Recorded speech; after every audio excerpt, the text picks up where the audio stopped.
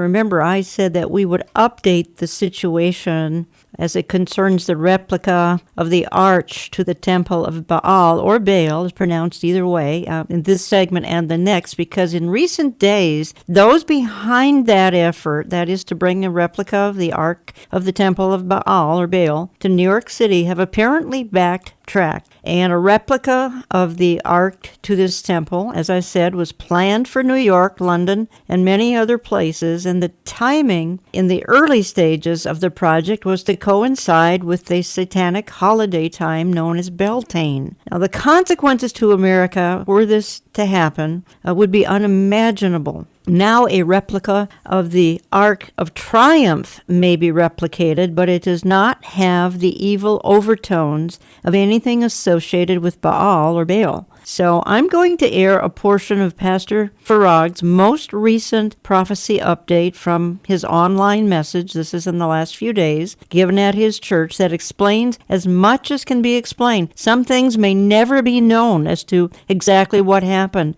to change the course here. The point that Pastor Farag makes is this: America is making gradual steps to replace the living God with demonic false gods. For this, there are terrible consequences. We can't make America great again, as the popular political slogan goes, as long as we have people who want to perpetrate this kind of evil in America, when we have thoughts and intents like this. So now we're going to take about less than 20 minutes to replay a portion anyway of Pastor J.D. Farag's most recent message from his church in Hawaii, which is posted online every week. For today's prophecy update, I need to address a matter that was brought to my attention concerning this arch of the temple of Baal, which is what we looked at for last week's Bible prophecy update. Here's why. There was an astonishing development just this last week, and it now seems that there's been a backtracking of sorts as it relates to replicas of the arch being placed in both New York and London on April 19th, as was originally reported. What I'd like to do is start from the beginning when this story first broke, and then I want to bring you up to speed on what's happening with this. It's the likes of which I haven't seen in quite some time. It's inexplicable, but all of a sudden there was a decision made.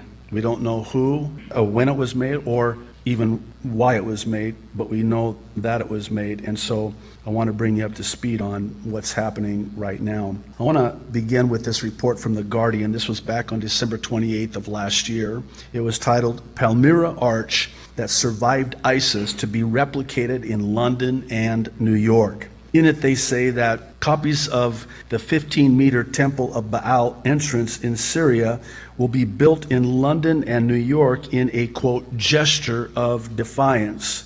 Quoting the article, the construction of the replicas will be the centerpiece of events for World Heritage Week, planned for April, with a theme of replication and reconstruction. It has also been characterized as a gesture of defiance against religious extremists' attempts to, interesting, erase evidence of the Middle East's pre-Islamic history. Interesting. Well, that was The Guardian on the 28th, and they go on to report that this arch would be replicated by the world's largest 3D printer. Have you seen the technology of 3D printing? It is just mind-boggling.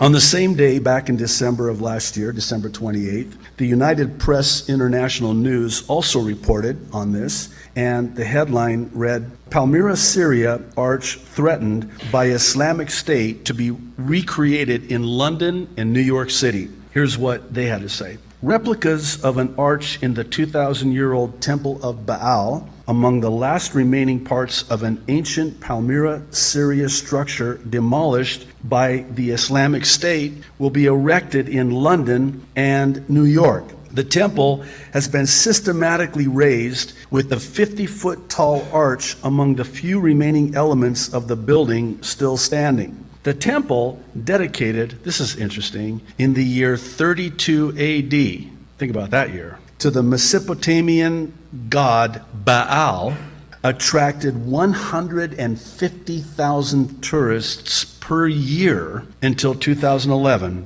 when the civil war in Syria began. This brings us to just this last week and the controversy that erupted in the blogosphere when conflicting reports emerged that it's not going to be the arch of the Temple of Baal that's going to be replicated in London and New York. Rather, it's going to be the Arch of Triumph instead. And to make matters worse, it was also reported that it would not be simultaneous in New York and London on April 19th, as earlier reported, and instead would only be in London. Now, as you might imagine, social media lit up with no shortage of anti-Christian antagonists. I got my share of emails after last week's update, and they were all quick with labels such as conspiracy theorists and my personal favorite,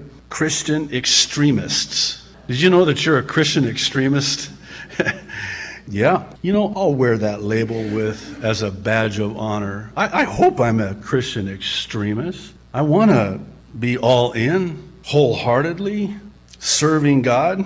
If that's what a Christian extremist is, sign me up. But here's the problem. This is seen as yet another instance in which students and teachers of Bible prophecy, as if we needed one of these, another one, have once again been duped, to which I would lovingly respond, not so fast. And this Telegraph article from just 2 days ago on Friday explains why. The title reads, "Why the Arch of Triumph of Palmyra is being recreated in London 1,800 years after it was built." In it they say, when the Institute for Digital Archaeology, IDA, revealed last December that it was intending to use its data and expertise to build not one, but 2 replica Palmyra arches to be unveiled simultaneously in London and New York, it generated headlines across the world. Interesting. Since then, there has been some backtracking on the original idea.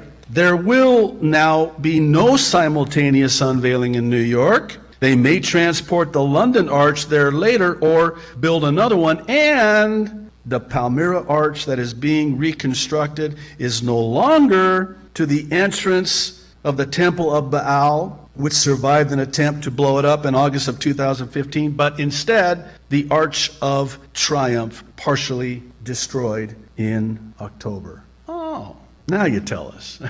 This brings up several questions, chief of which is, why? Why did they change their minds? And why did they decide on the Arch of Triumph instead of the Arch of the Temple of Baal? And another question is, when did they make this decision? I did a lot of research on this. I spent a significant amount of time on this yesterday, and I came up empty-handed. There's almost a conspicuous silence as it relates to this Arch of the Temple of Baal and why the sudden change and who made the decision to change it from the Arch of the Temple of Baal to the Arch of Triumph. We're probably never going to know why they did this or who decided this or even when they decided this, but here's what we do know. As of December of last year, it was the Arch of the Temple of Baal. Here's where I'm going with this. I believe by virtue of the fact Baal was the original plan, that in and of itself is enough. And I'll explain what I mean. Regardless of the decision to replicate the Arch of Triumph instead, it's enough that it was to be Baal in the first place. In other words, just the fact that they would even plan to do something like this is evidence that the proverbial handwriting is on the wall. Just August of last year, you remember? The stunning display of the Hindu goddess Kali, it lit up the Empire State Building. We talked about this in a prophecy update at the time, and very interesting, this goddess is the goddess of destruction. I find that rather telling. What are we doing lighting up the Empire State Building with a false god and a goddess of destruction, no less? Here's the point. America, long ago, replaced the only true and living God with these demonic false gods. I know some of you are thinking, oh boy, Pastor, here you go again. Here's the fact of the matter. America will continue to be given over to these demonic false gods regardless of this year's presidential election outcome. Let me say the same thing in a different way. Regardless of what happens in November with this year's presidential election, America will continue to go down this road of forsaking the true and living God and replacing the true and living God with false gods.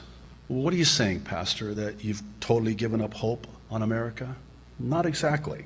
There's always hope. I mean, two words could change everything. But God could bring an awakening, and certainly we hope he does. There is a but. When I read my Bible, I do not see the once most powerful nation on earth, the once most blessed nation on the face of the earth in Bible prophecy. So it would stand to reason that something must happen to the United States of America to explain her absence from Bible prophecy. And that's how I get there. I cannot see an America in Bible prophecy which tells me that something must happen to America. Namely, the demise, sadly, the destruction of America. From without and perhaps as well from within. And here's why, on two fronts. Number one, we have forsaken the true and living God, and we have forsaken Israel. We have forsaken Israel. You cannot rip Genesis 12, 2 and 3 out of your Bibles. You cannot black it out. If you bless Israel, you'll be blessed. If you curse Israel, you'll be cursed. What happens when a nation turns their back on God?